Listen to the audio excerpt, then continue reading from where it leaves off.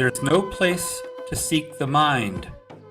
It is like the footprints of the birds in the sky. Welcome to Pobsa's Dharma Lounge, a place and a time to sit back, relax, and enjoy a discussion around all things Dharma.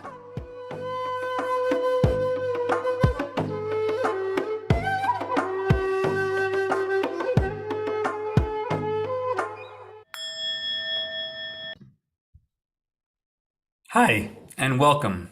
I'm Pobsa, Frank Jude, and I want to welcome you to this episode of Pobsa's Dharma Lounge.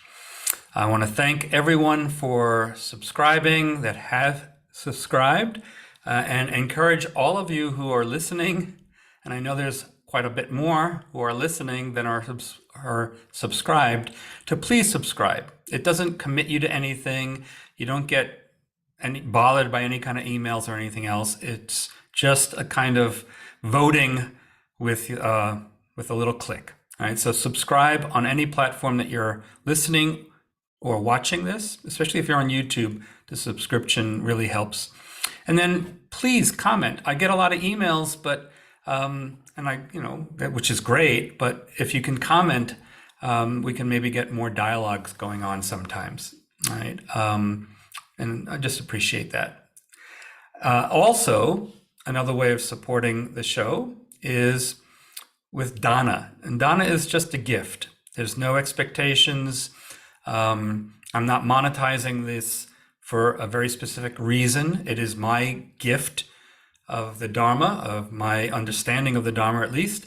And if you are benefiting from it and you want to share a gift, that's great. No amount is too small. Nothing's too large, whatever you'd like. And the link for that is also in the description. I would like to take some time to thank those who've donated or shared some Dana since the last episode. Specifically in Toronto, Huyang Terry Tater and Jishin Carolyn Hill. In Colorado, Gabion Sally Weber. And in Los Angeles, Jiu Ted Robbins. Thank you all for your continued support. It really means more than you could ever imagine.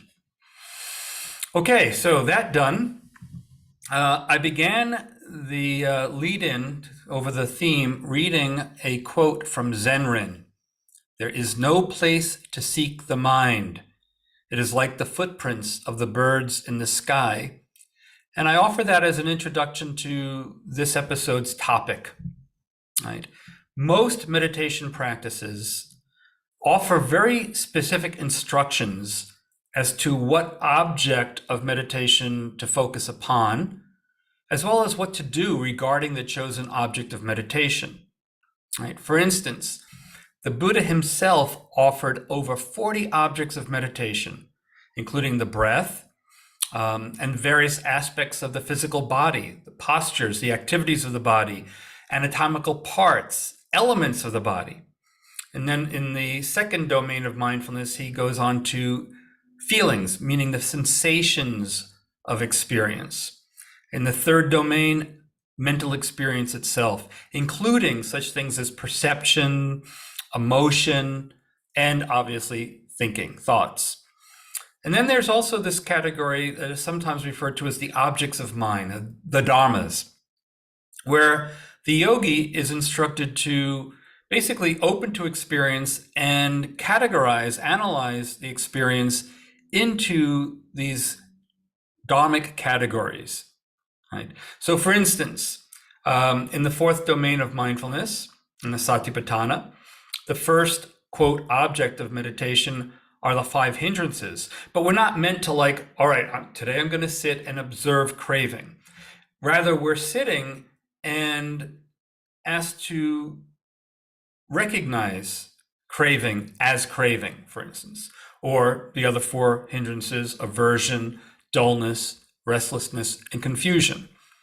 Also, in that fourth domain, we see the 7 factors of awakening, for instance: mindfulness, inquiry, energy, joy, ease, concentration, and equanimity. And again, these classifications are not in themselves the object of meditation, but are points of reference that we're being asked to apply during practice to whatever experiences arise. That said, in the final analysis, the meditative state lies beyond any such practices. Just like the word yoga can be used to refer to practices that we do, like pranayama and asana, and meditation for that matter, and also used to describe a state of yoga, meditation, that word can be used to describe the practices that we do, but also the meditative state, right? And with this understanding, meditation is ultimately not something that we do at all, but rather a state that arises when all doing has been done with, so to speak. I remember decades ago hearing Swami Satchidananda say, samadhi is an accident, and yoga practices make us accident prone. All traditions at the same time also speak of what might paradoxically sound paradoxical as methodless methods, like methodless methods, objectless meditation, right? They are meant to drop us directly into the meditative state, which is referred to as variously as silent illumination, just sitting, which is the translation of the Japanese term shikantaza, mahamudra, or simply choiceless awareness. Now, such, quote, practices encourage not picking or choosing what we direct our mind to focus upon, but rather in the cultivation and the maintenance of an evenness of attention on whatever arises in the space of awareness. The Tibetan master Tilopa, in his Song of Mahamudra, writes, and I quote, "The clouds that wander through the sky have no roots, no home, nor do the distinctive thoughts floating through the mind. Once this is seen, discrimination stops. Rest at ease your body, giving not, nor taking. Put your mind at rest. Mahamudra is like a mind that clings to nothing. Thus practicing, in time, you will reach Buddhahood." Now, students of Patanjali's Yoga Sutra can be referred to and reminded of what he has to say in those 3 sutras about asana. And this is Chip Hartranft's translation. It is a posture that is stable and easeful, accompanied by the relaxation of effort and the arising of coalescence, revealing the body and the infinite universe as indivisible. Then one is no longer disturbed by the play of opposites. This meditative state is a full integration of what we often think of as 2 very different mental states: alertness and relaxation. Alertness is that sense of stability, wide open, clear, alert. We usually think of alertness as almost a kind of hypervigilance, and then relaxation as it's the opposite, almost like a comatose state. But the meditative state is one that integrates these 2, alert and relaxed. And now, this is easier said than done. It's not for nothing that in the yoga tradition, the mind is often likened to a drunken monkey. In fact, in one passage in the Upanishads, it says the mind is like a monkey, and then it says, nay, like a drunken monkey. And then it says, nay, like a drunken monkey stung by wasps. Right? I grew up in New York. I referred to the mind, the normal default mode of the mind, as nightclub mind. I remember Kevin Ayers has a song where he says, "There's a nightclub in my mind." Neuroscientists refer to this as simply the wandering mind. It's the default mode. Now, it's all too easy to become caught in an ever-proliferating chain of thinking, of thought. Even if we try to focus on one object, maybe it's your breath or a mantra, right? A thought arises. And inherently, that's not necessarily a problem. But if we don't have the stability, that thought leads to another thought and another thought. And yet still more thoughts proliferating until the meditation bell is sounded at the end of the 15 or 20 minutes when the meditation period is over. And it's as if we wake up from some 4-star daydream, or perhaps a sexual fantasy, or a fretful worrying over our unpaid bills. And that's how we've spent the 15 minutes, 20 minutes, whatever the time we've allotted. Now, there is a very distinct but subtle difference between the experience of being aware of a thought and thinking a thought. And primarily, it's one of a feeling tone, right? Feeling tone is a felt sense, physically and energetically, of experience. Now, a thought that you're just aware of, with neither grasping nor aversion, just feels light. There's a felt sense of spaciousness around and between the thought and the awareness of the thought. Right? There's no urgency, there's no need to react, which would just feed it. Right? A thought arises like a bubble, and then, like a bubble, it just pops or self-liberates. My experience, it's more like incense smoke, right? Think about smoke as it's very wispy. There's no real sense of solidity to it. There's nothing to grab onto. So if you don't try to grab onto it, it just dissipates, disappears.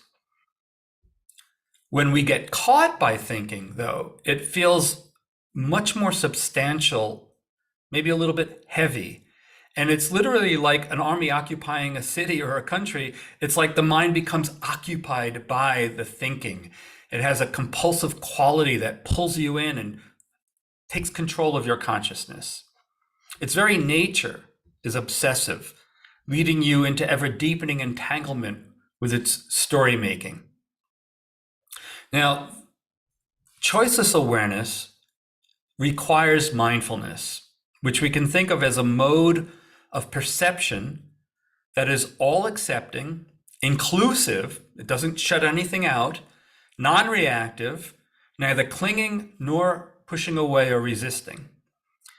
Mindfulness expresses our willingness to be with our lived experience as it actually is in the moment and the moment after that. As my teacher Samu Nim would say, just this, just here, just now. There's no seeking after another state of being which we would prefer. There's no distracting ourselves from whatever is our present situation. In order to cultivate such mindfulness, it's best not to expect anything specific about what our experience is or should be, and to also avoid any straining or rushing. Ironically, people want to rush through the 20 minutes. It's like 20 minutes is 20 minutes. It requires us to accept everything that arises while holding on to nothing, avoiding rumination and comparing.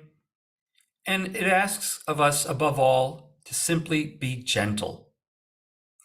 It goes deeper than this, though, in that its aim, ultimately, is in understanding of the three characteristics of existence: change or impermanence, the ultimate unsatisfactoriness of any specific circumstance of conditions, and the not-self nature of all phenomena. So it's not just bare attention, but there's this quality of understanding, and Pali sampajana, this understanding of what is being observed. Choiceless awareness also rests on our ability to concentrate and reflect. Right? The default mode of mind doesn't have enough stillness or concentrated energy to be able to do that. It gets hooked by the first thought that comes in. So this relates to the imperative that Patanjali talks about of needing to be stable and relaxed. So I'm going to guide us through a very short experience of a meditation in 3 parts. Each part can be practiced as an independent, standalone practice, or as I'm going to be presenting it in this episode, as a combined in a graduated path that leads towards choiceless awareness. So we're going to begin with mountain meditation. As a standalone practice, mountain meditation is designed to help cultivate stability. My students have found it particularly helpful when dealing with anxiety or restlessness or even dullness, right? It's really about trying to create that sense of stillness and stability.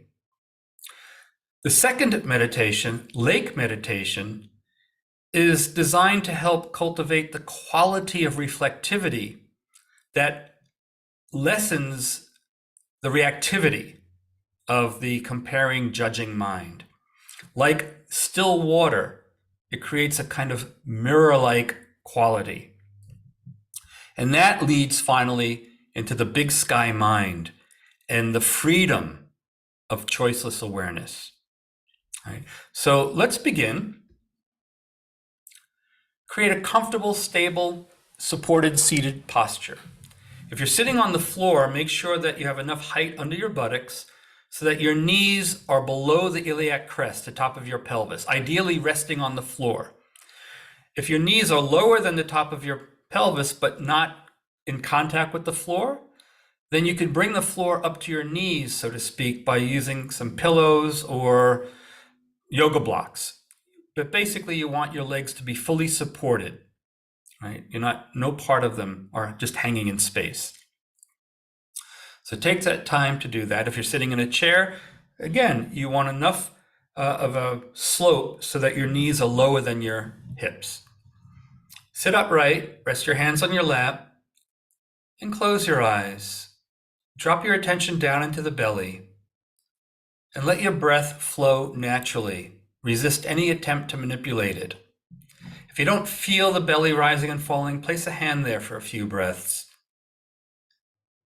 And if it's helpful, you can note rising, falling.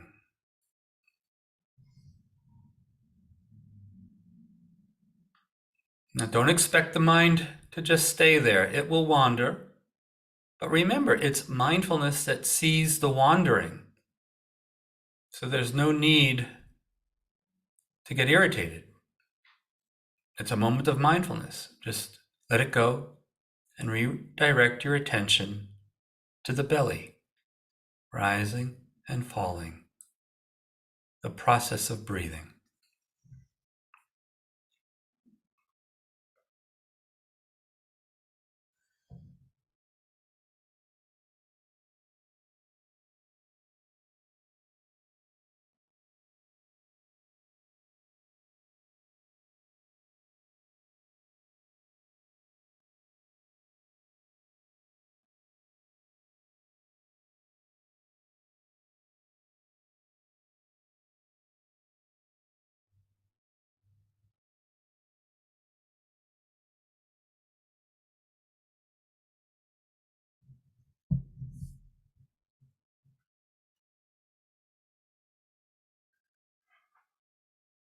Now, next, I invite you to visualize or simply imagine a majestically tall mountain rooted to the earth, deeply rooted and rising up into the sky. Take a moment to contemplate how stable, how solid the mountain is, how unmoving throughout all the changing seasons and all the different kinds of weather. As you contemplate the mountain, you can imagine that at times it might be completely clouded over, its peak completely obscured by fog. Sometimes the mountain is assaulted with strong winds, thunder, lightning, heavy rains. And still other times, it rises into a clear blue sky, or a sky with maybe just a few puffy white clouds. At times, the mountain is covered in snow, and at times with lush foliage, while at other times still very barren. Throughout all of it, there's a quality that seems to remain stable, not affected by the changing weather or seasons. And it's this stable quality of mountainness that can help nourish concentration and the ability to sit through all the varying experiences that arise while practicing. So now, if you're visualizing it, take a moment to draw that image into your body. Get a sense of your body sitting as a mountain, but a living, breathing mountain, not stone rigid. Breathing in, see yourself as that mountain, the parts of your body deeply connected with the earth, grounded. The torso, the body of the mountain, the arms, its slopes, your shoulders, a plateau, your head, the peak of the mountain. Some of the thoughts, perceptions, and emotions that arise can be like thunderous storms, strong winds.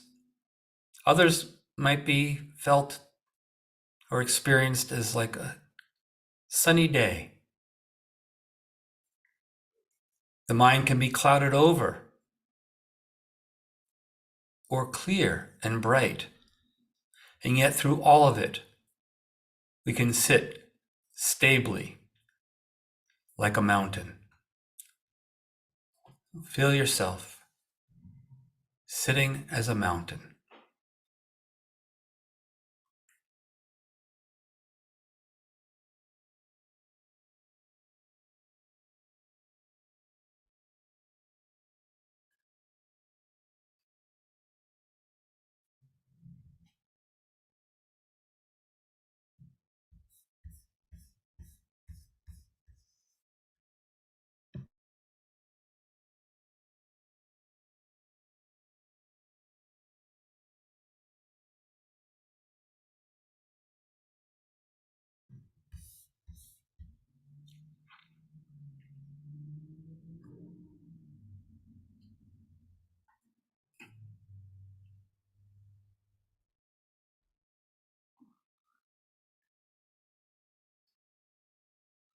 Now, towards the peak of some mountains, there are these crystal clear, turquoise-hued lakes that are sometimes called sky lakes. They're called this because they're so reflective. Like a mirror, they reflect perfectly the sky above. Protected by the higher peaks and trees, the surface of the water of such a lake is smooth and calm. The water is also translucent, allowing you to see into the depths while being as reflective as a mirror. So you could also see the image of your face and the sky above reflected in its surface. And what you can notice perhaps about the reflection is that the water reflects only what's there in front of it. It doesn't edit out anything. It doesn't add anything in. It reflects the dark storm clouds as well as the fluffy white clouds or the clear blue sky. It reflects the dove, the hawk, and the vulture equally. And when the birds are gone, when the clouds are gone, there are no traces of their path left on the surface, no tracks.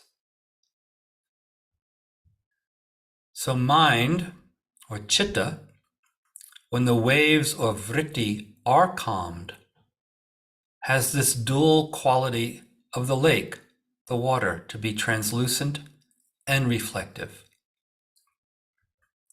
Once we are stabilized, we can turn our attention to the mind, the peak of the mountain. Thoughts, feelings, and emotions may arise from the depths of our mind, and we can simply reflect what arises without adding anything extra. No judgment, no comparing. Free of grasping and pushing away, we can simply reflect. In this way, destructive or unwholesome patterns can be seen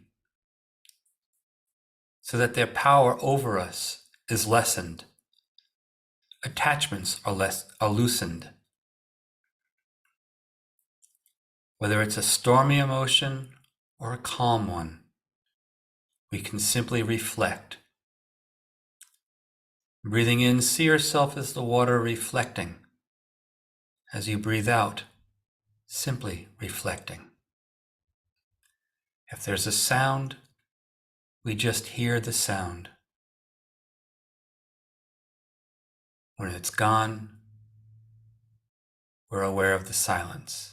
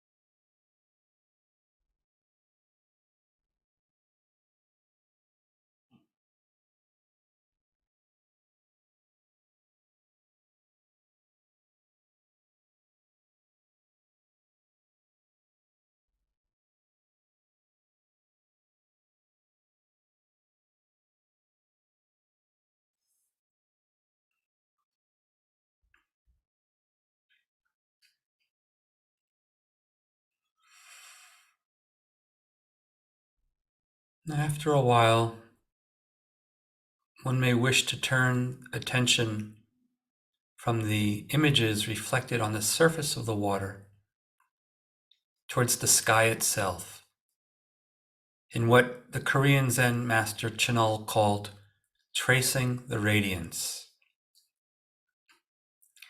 The sky is boundless, limitless, and it can contain everything that arises without stain. Even the horizon is really only an apparent perceptual boundary that is never reached. If you've been in a plane, you know that even on the most overcast sky, above the cloud line, the sky is luminous, all-pervading, limitless, free. Awareness is said to share in these qualities of limitlessness, luminosity, stainlessness. Awareness is present, always, seemingly behind, between, and beyond all the ever-changing phenomena. For instance, if you've ever heard yourself say, "I'm confused," then obviously awareness had to also be present, or how else would you have known that confusion was present?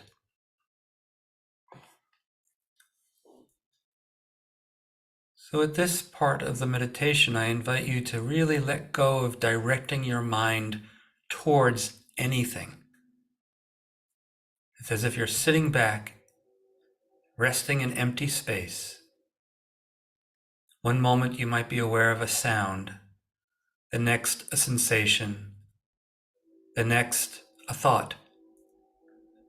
Not clinging to anything, not pushing away from anything. Be like the big sky, open to all that arises, spacious and free.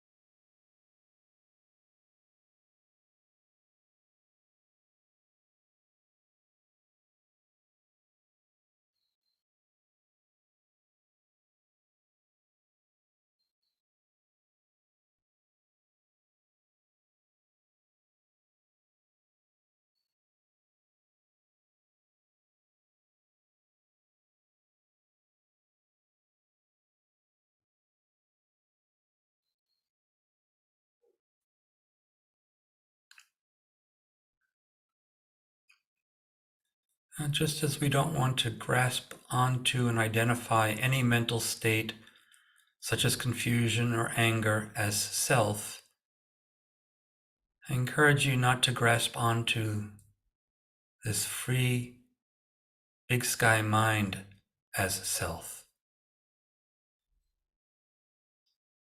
Not getting caught here. We move towards ending the meditation by once again returning to an awareness of your body, your posture, the belly rising and falling. Breathing in, knowing you're breathing in, breathing out, knowing you're breathing out. And count 3 exhalations. On the 3rd exhalation, opening your eyes.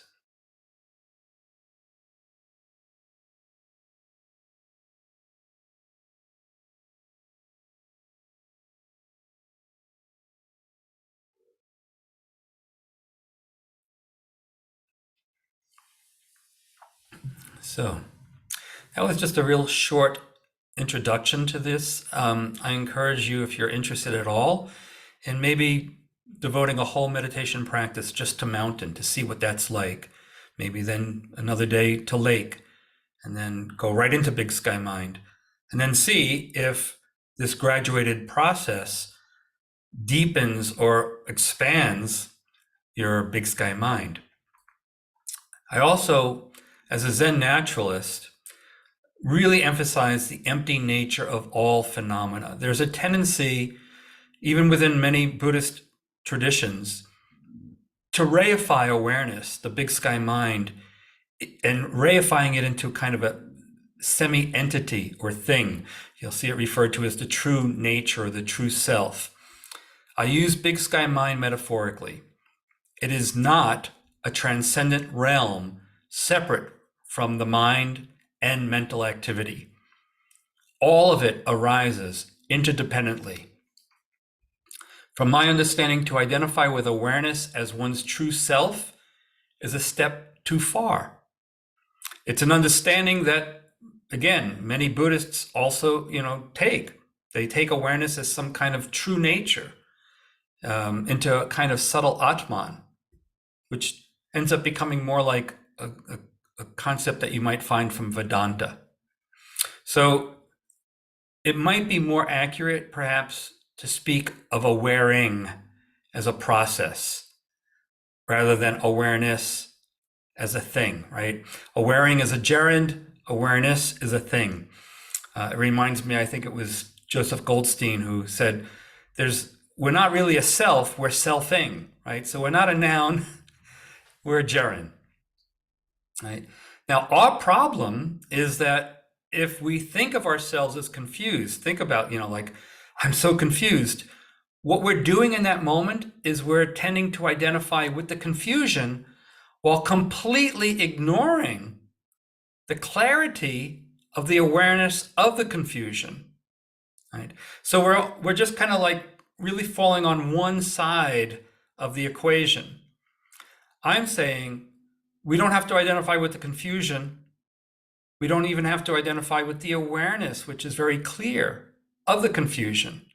We don't have to identify with either.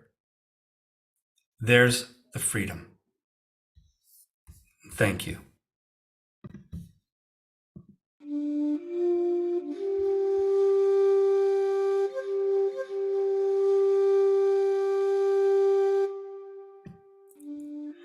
Thanks again for joining me in Pobsa's Dharma Lounge. Please remember, you can really help support this project by subscribing, by liking, by commenting, by sharing, and through Dana, which is always gratefully accepted. Until next time, please stay well,